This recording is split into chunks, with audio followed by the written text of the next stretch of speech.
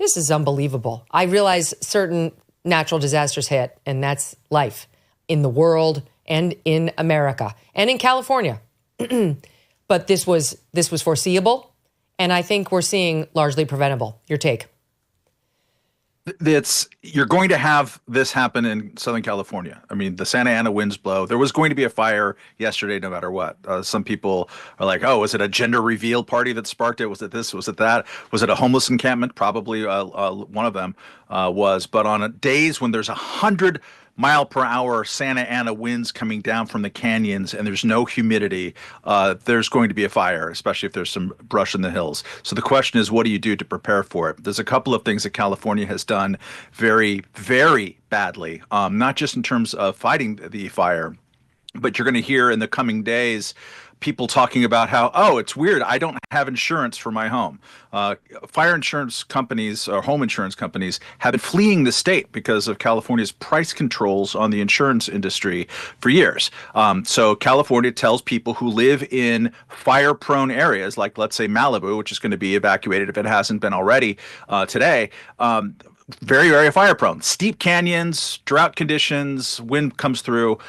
So your fire insurance, your homeowner's insurance should be more expensive. California says, oh, we don't want that. We're going to put a price cap on it. And meanwhile, they're going to also raid from the money of the home insurance companies to have their state-managed lender of last resort insurance, the FAIR insurance, fair access to insurance requirements. So that it basically encourages people to build in dangerous places with subsidized insurance that they steal from insurance companies. So what do you do if you're State Farm? You leave. So they've been leaving the state, broadly speaking, because they can't make insurance pay because we're not allowed in a price control situation to let insurance markets tell us how dangerous it is to leave in places. And so there's a lot of people who are going to have their homes burned down who are not going to be able to rebuild at all, or maybe don't have insurance to begin with.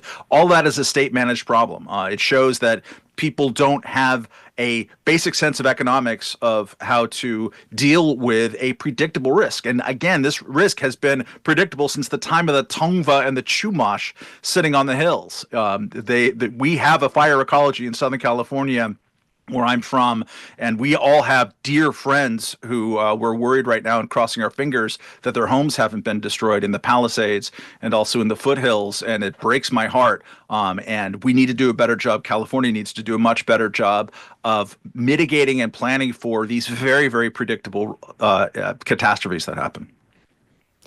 This Trump, by the way, has weighed in via Truth Social, saying as follows: Governor Gavin Newsom refused to sign the water restoration declaration put before him that would have allowed millions of gallons of water from excess rain and snowmelt from the north to flow daily into many parts of California.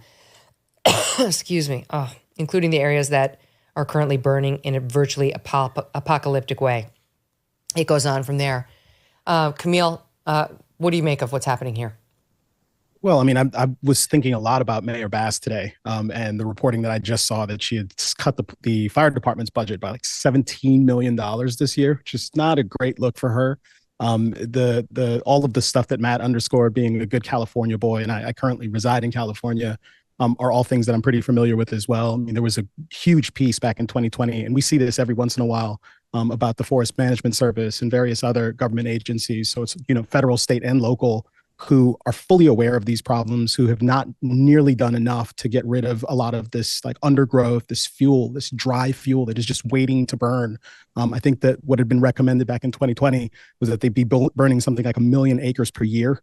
And they're not anywhere close to that and haven't really gotten much closer to that. At the same time, as you underscored, I mean, the fire chief talking about diversity, equity, and inclusion, LA is cutting its budget for the fire department, while they continue to spend money on things like these reparations, exploration committees, and all kinds of other insane nonsense. I mean, your heart goes out to the people who are affected by this. It's also the case that you have to wonder about just the systematic, routine failure by every level of government with respect to California. And I think the not so much subsidized, but the state mandated policies there are a huge problem. That program has nearly tripled over the course of the last couple of years. So this is a massive problem that isn't going away anytime soon, and is certainly not going to get better if they continue to prioritize all of these kind of social programs over the actual things that you need in order to live in this region at all. All right, Moynihan, now I've added a cough drop to my approach to the show, which I never do. It's rude. Sorry for my listening. I was going to say, it's okay. Drop, yeah. I've had such a nasty cold this week. I took 6 steroids yesterday and 5 steroids this morning. You know how they give you the pack, 6 and it dwindles? You should take like 2 in the morning, 2 in the afternoon. I took them all before yesterday's show, and I took 5. I got my roid rage going. Wow, you're like the that's Karen RFK Bass's of problem. SiriusXM. I'm here, and I'm doing the job. But this is what I wanted to say. LA Times, New York Post reporting that LA Fire Department had its budget cut by a staggering $17.6 million this financial year. Drastic decrease in funding for the fire department was the second largest cut to come out of this mayor's fiscal year budget. She had initially wanted to cut it even more to $23 million. I mean, look, on these issues, I cede everything to Matt Welch, who is a Southern California boy. Hasn't lived there in a long time, but never stops talking about it. Matt, you should maybe go back. Former LA Times employee, and Kmele actually lives in California. But I see things like this, and I see something, like a $17 million budget cut.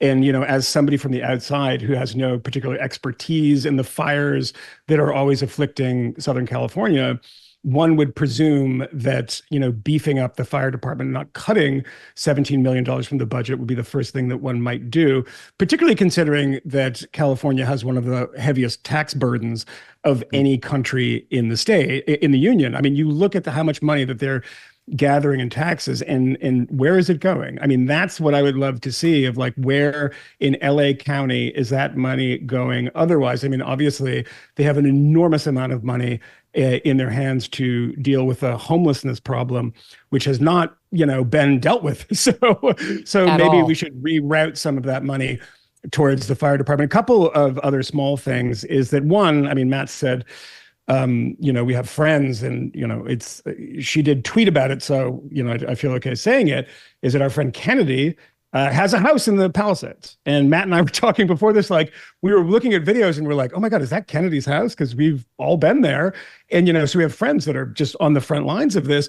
And the second thing is because of the unbelievable silliness of the fire chief that you showed clips of. It's like, why are you telling me about staffing?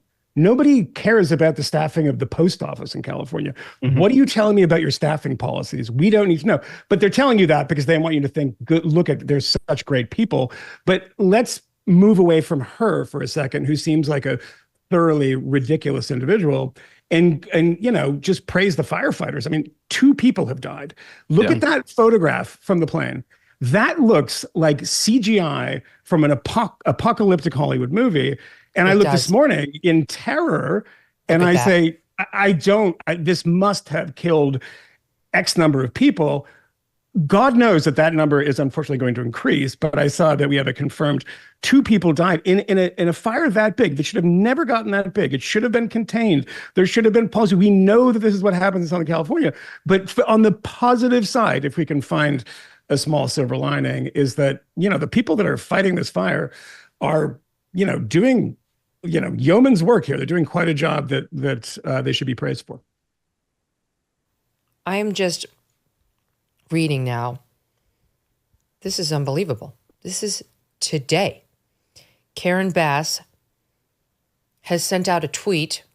Here she comes, underdog to save the day.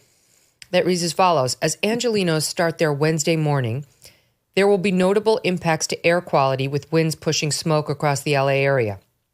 Please limit your exposure by remaining indoors with windows and doors closed and wearing a properly fitted mask.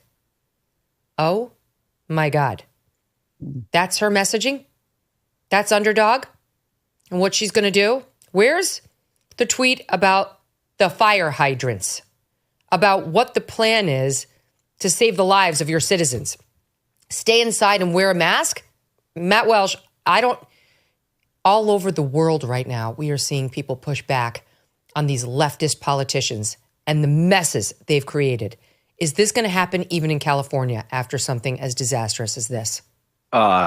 California has had ample opportunity to push back against leftist politicians over the past X number of years, including the aforementioned Rick Caruso. I think back to a guy who was a friend of mine, who was an actual Republican mayor of California, Richard Riordan.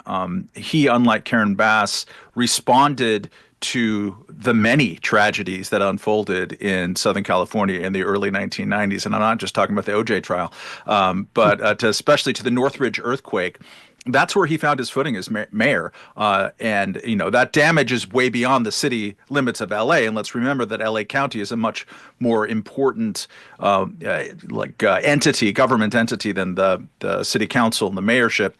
And they handled twice as much of the fire action, for example. But Richard Riordan went out and he helped and he led and he stood in the rubble and he did stuff to help rebuild the area. Karen Bass being out of the country is inexcusable. As soon as you know it's a red flag day with 80 to 100 mile per hour winds, you turn the plane around. You just do.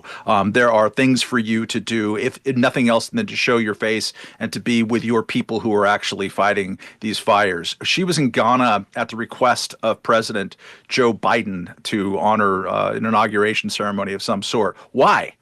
Does a mayor of any city need to go to a federal inauguration at the behest of the federal government? Don't we have like a federal government to do that kind of stuff and some ceremonial people? You've got business to do. I mean, for generations, we've known that you don't leave. If you're a mayor or a governor of Southern California area or California, you don't leave in October. October is when these fires usually happen. It's when the Santa Ana season comes.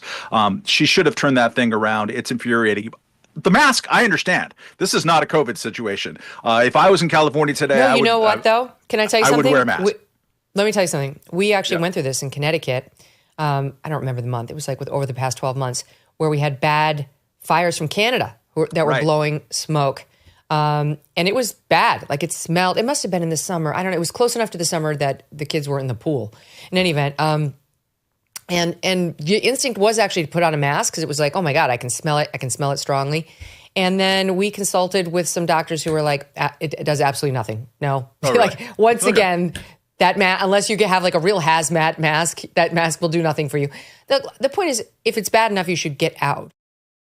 You know how much my family and I love our dogs. Yes, even Strudwick. He was so sweet on our vacation. I can't imagine life without them. These guys have a great life, but some dogs are not so lucky. And this is why I'm so glad to tell you about Delta Rescue, the largest no-kill, care-for-life animal sanctuary in the world. They have rescued thousands of dogs, plus cats and horses too. They provide all the animals with shelter and safety, and most of all, with love. And they've been doing it for more than 45 years now. Delta Rescue relies solely on contributions, and giving can bring tax benefits to you too. Speak with your estate planner about how you can grow your estate while helping animals in need. And check out the estate planning tab on their website to learn more. We love our Thunder and Strudwick, but would like for other dogs who need love to find it too. Visit deltarescue.org today to learn more. That's deltarescue.org. Thanks so much for watching. If you like what you just saw, hit the subscribe button for more clips and full episodes.